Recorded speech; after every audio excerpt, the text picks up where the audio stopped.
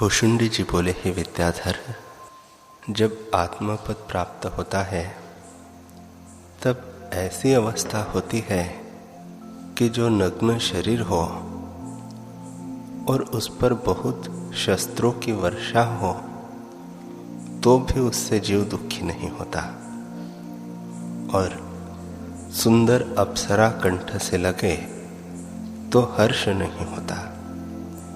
अर्थात दोनों ही में समदर्शी रहता है। हे विद्याधर, तब तक आत्मपद का अभ्यास करे जब तक संसार से सुषुप्त की नाई न हो जाए। अभ्यास ही से आत्मपद प्राप्त होगा। जब आत्मपद की प्राप्ति होगी तब पांच भौतिक शरीर को ताप या ज्वर स्पर्श न करेंगे, और यदि शरीर के हो भी तो भी उसके अंतःकरण में प्रवेश नहीं करते। वह केवल शांत पद में स्थित रहता है, जैसे जल कमल को स्पर्श नहीं करता। हे देवपुत्र, जब तक देहादिक में अभ्यास है तब तक आत्मा के प्रमाद से सुख दुख स्पर्श करते हैं। जब आत्मा का साक्षात्कार होता है तब सब प्रपंच भी आत्मरूप हो जाते हैं। हे विद्याधर, जैसे कोई पुरुष विष पान करता है तो उसको जलन और खांसी होती है, यह अवस्था विष की है। विष से भिन्न और कुछ नहीं, परंतु यह नाम संज्ञा हुई है। विष न जन्मता है न मरता है, और जलन खांसी उसमें देख पड़ती है। वैसे ही आत्मा न जन्मता है न मरता है, और गुणों के साथ मिलकर भिन्न अवस्थाओं को प्राप्त हुआ देख पड़ता है। आत्मा जन्म मरण से रहित है, पर गुणों के साथ मिलने से जन्मता मरता भासित होता है, और अंतःकरण, देह, इंद्रिय आदि भिन्न भिन्न जान पड़ते हैं। हे साधो, यह जगत भ्रम से प्रतीत होता है। जो ज्ञानवान पुरुष हैं वे इस जगत को गाय के पैर के गड्ढे की तरह अपने पुरुषार्थ से लांघ जाते हैं, और जो अज्ञानी हैं उनको अल्प भी समुद्र समान हो जाता है। इससे आत्मपद पाने का यत्न करो, जिसके जानने से संसार समुद्र तुच्छ हो जाएगा। वह आत्म तत्व सब में अनुस्यूत और सबसे अतीत है। उसके जानने से अंतःकरण शीतल हो जाता है और सब ताप नष्ट हो जाते हैं। हे साधो, फिर उसका त्याग करना अविद्या और बड़ी मूर्खता है। हे साधो, ये सब पदार्थ ब्रह्म स्वरूप ही है। जब ब्रह्म स्वरूप हुए तब मन, अहंकार, कलंक आदि भी वही है। किसी से किसी को कुछ सुख दुख नहीं। भुषुंडी जी बोले, हे विद्याधर, यह ज्ञान जैसे उत्पन्न होता है सो सुनो। ब्रह्म विद्या शास्त्र के सुनने और आत्मविचार से यह उपजता है। उस आत्मज्ञान रूपी अग्नि से संसार रूपी वृक्ष को जलाओ। यह आगे भी नहीं था, अस्तित्वहीन ही उदय हुआ है, और मन के संकल्प से विद्यमान की नाई स्थित है। जैसे पत्थर में शिल्पी कल्पना करता है इतनी पुतलियां निकलेंगी, सो हुई कुछ नहीं। वैसे ही मन रूपी शिल्पी ये विश्व रूपी पुतलियां कल्पना में लाता है।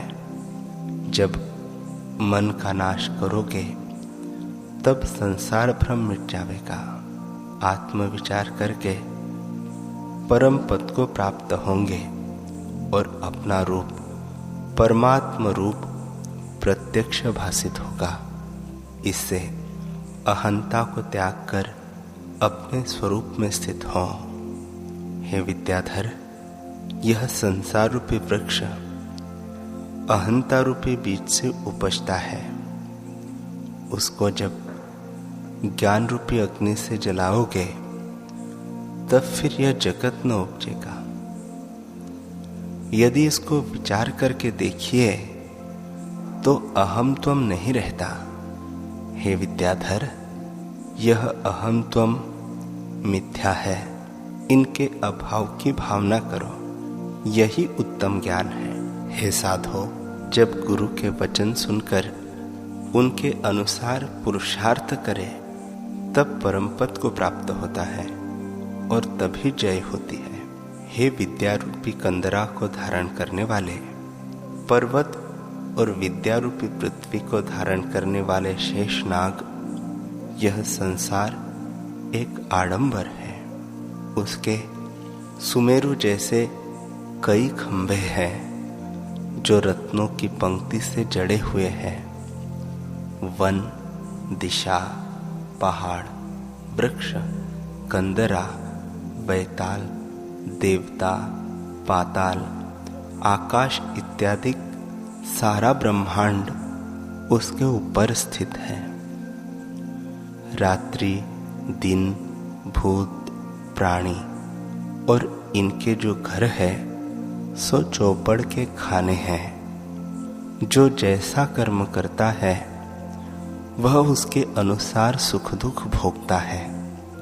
ऐसे ही यह जो क्रिया संयुक्त संपूर्ण प्रपंच दिखाई देता है सो भ्रम से सिद्ध है, इसलिए मिथ्या है। जैसे स्वप्न की सृष्टि संकल्प से भासित होती है, वैसे ही यह सृष्टि भी भ्रम से भासित होती है और अज्ञान की रची हुई है। आत्मा के अज्ञान से भासित होती है और आत्मा के ज्ञान से लीन हो जाती है। जब सृष्टि है तब भी परमात्मा तत्व ही है, और जब सृष्टि न होगी तब भी परमात्मा तत्व ही होगा। आगे भी वही था। यह जो कुछ प्रपंच तुझे दिखता है सो शून्य आकाश ही है। त्रिगुणमय प्रपंच गुणों का रचा हुआ अपने स्वरूप के प्रमाद से स्थित हुआ है। आत्मज्ञान से यह शून्य सदृश हो जाएगा। जब प्रपंच ही शून्य हुआ तब आत्मा और अनात्मा का कहना भी न रहेगा। पीछे जो शेष रहेगा वह केवल शुद्ध परम तत्व और तेरा अपना रूप है। उसमें स्थित हो रहो और दृश्य का त्याग करो। यह विचार कि मैं कौन हूँ और न जगत है न मैं हूँ न यह दृश्य है। जब तू ऐसा विचार करेगा तब तेरी जय होगी। आत्मपद सबसे उत्तम है। जब तू आत्मपद में स्थित होगा तब सबसे उत्तम होगा और तेरी जय होगी। इसे आत्मपद में स्थित हो जा। भुषुंडी जी बोले, हे विद्याधर, यह प्रपंच भी आत्मा का चमत्कार है। आत्मा शुद्ध चैतन्य है जिसमें जड़ और चेतन स्थित है। वह सबका अधिष्ठान है। वह सत्ता मात्र तेरा अपना रूप है। वह अहम त्वम शब्द अर्थ से रहित आत्म तत्व मात्र है, पर सत्य स्वरूप होकर असत्य की भांति स्थित है। हे विद्याधर, तू इस जड़ और चेतन से अबोध हो रहे। जब तू अबोध होगा तब शांत और चित्तघन होगा। ये जो जड़ और चेतन है, इन दोनों का परमार्थ चैतन्य के ऊपर आवरण है। यद्यपि वह अदृश्य है तो भी इनके भीतर ही रहता है, जैसे समुद्र के भीतर बड़वाग्नि रहती हो। इन जड़ चेतन रूपी रूपों का कारण रूप सब वही है।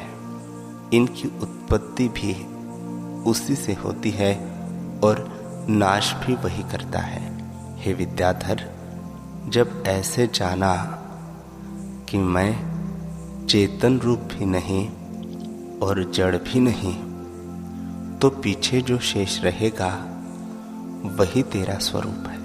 जब तेरे भीतर इन जड़ और चेतन दोनों का स्पर्श नहीं हुआ, तब सबके भीतर जो चैतन्य है वही ब्रह्म तुझे भासित होगा। विश्व और आत्मा में कुछ अंतर नहीं हुआ। जैसे सूर्य की किरणों का चमत्कार जलाभास होता है, वैसे ही शुद्ध चैतन्य का चमत्कार विश्व होकर दिखता है।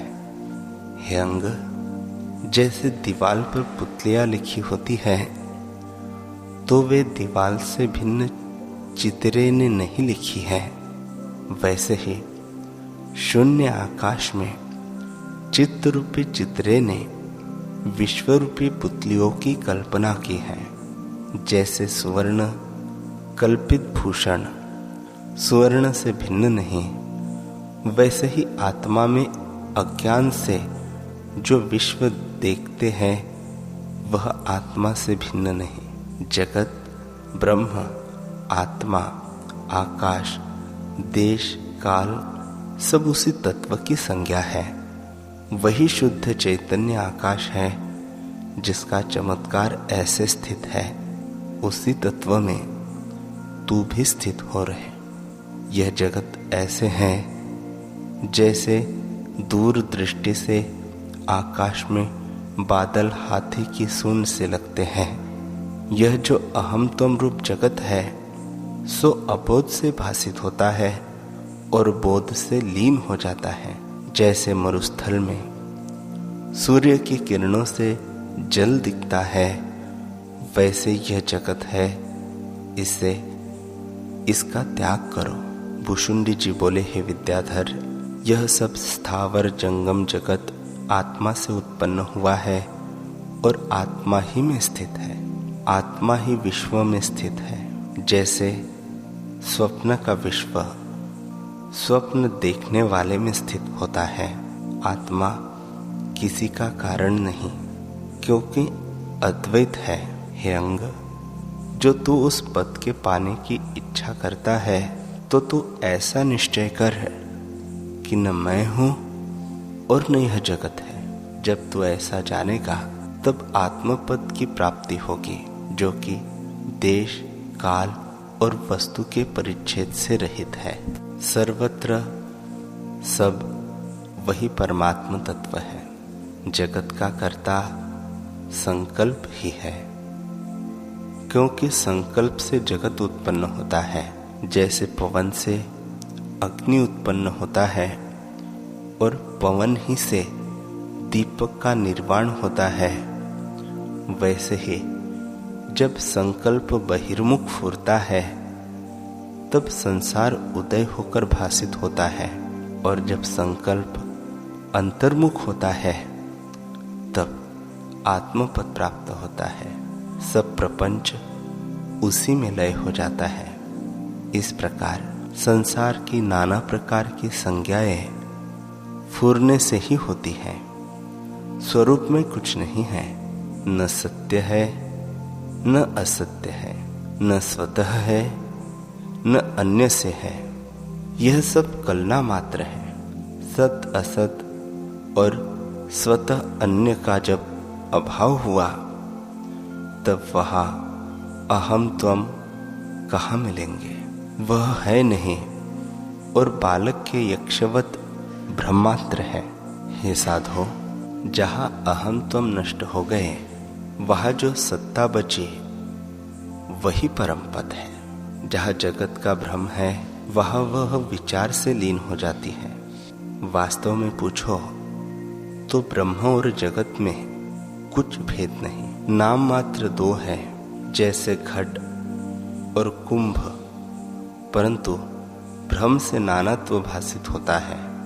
जैसे समुद्र में उठने वाले आवर्त और तरंग जल से कुछ भिन्न नहीं और पवन के संयोग से उनके आकार भासित होते हैं, वैसे ही आत्मा में जगत कुछ भिन्न नहीं। संकल्प के उठने से नाना प्रकार का जगत भासित होता है। हे अंग, संकल्प के साथ मिलकर चित्त जैसी भावना करता है वैसा ही अपना रूप देखता है। स्वरूप से कुछ भिन्न नहीं, परंतु जीव भावना से औरों का ओर देखता है। जैसे शुद्ध मणि के निकट कोई रंग रखिए वैसा ही भासित होता है, पर मणि में कोई रंग नहीं होता।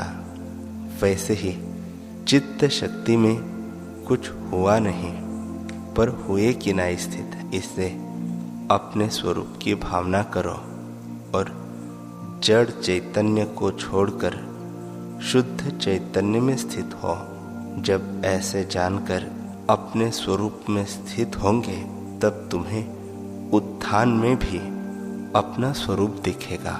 जैसे स्थिर समुद्र में जो तरंग उठते हैं वे कारण रूप जल के बिना तो नहीं होते, वैसे ही कारण रूप ब्रह्म बिना जगत के नहीं है, परंतु ब्रह्म सत्ता, अकर्ता, अद्वैत और अच्युत है।